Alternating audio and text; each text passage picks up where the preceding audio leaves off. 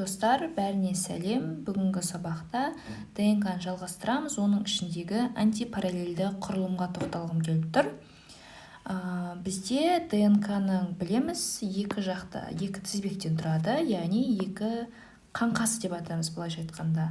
Сол жақ тізбегі және оң жақ тізбегі. Бұл қаңқа дәл осылай қала береді. Тек қана ортасындағы азоттық негіздер ғана өзгеріп отырады.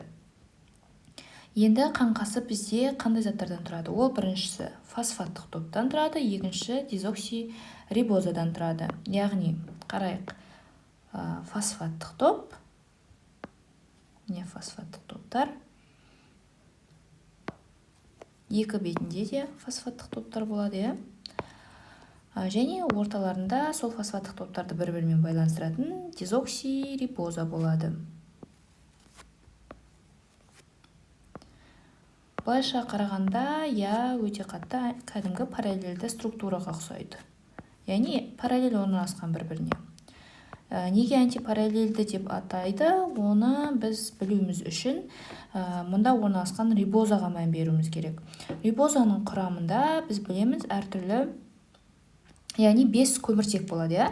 Бірінші көміртегі, екінші көміртегі, үшінші, төртінші және бесінші көміртек.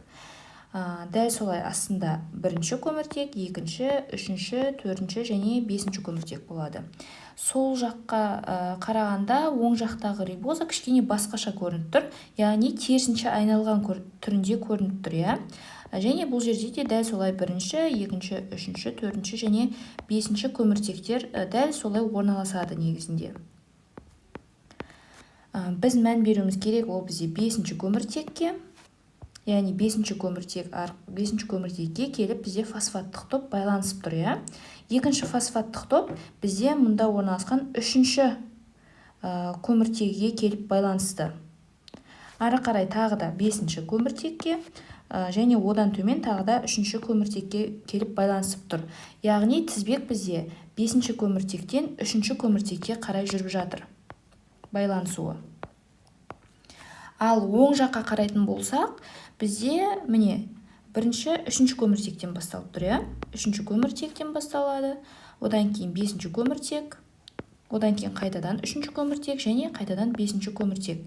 Бірақ бізде жалпы синтез тек қана бесінші көміртектен басталады, яғни бесінші көміртектен үшінші көміртекке қарай жүреді. Сондықтан да бұл жерде біз былай қарастырамыз. Міне үшінші көміртек, бесінші көміртек.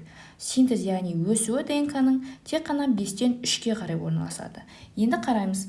Бірінші стрелка бізде төмен қарап тұрса, екіншісі жоғары қарап тұр. Яғни осыған байланысты антипараллельді деп атаймыз. Екеуі біреуі астына қарай өссе, біреуі жоғары қарай өсетін болады. Сол үшін де біз жалпы ДНК-ның қаңқасын антипараллельді құрылым деп атаймыз.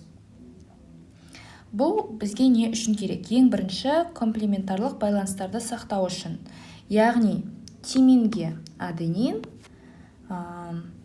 гуанинге цитозин бізде дұрыс байланысуы үшін.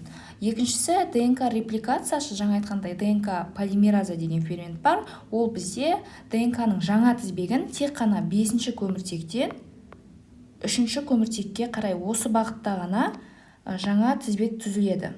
Сол үшін бізде осы антипараллельді құрылым керек.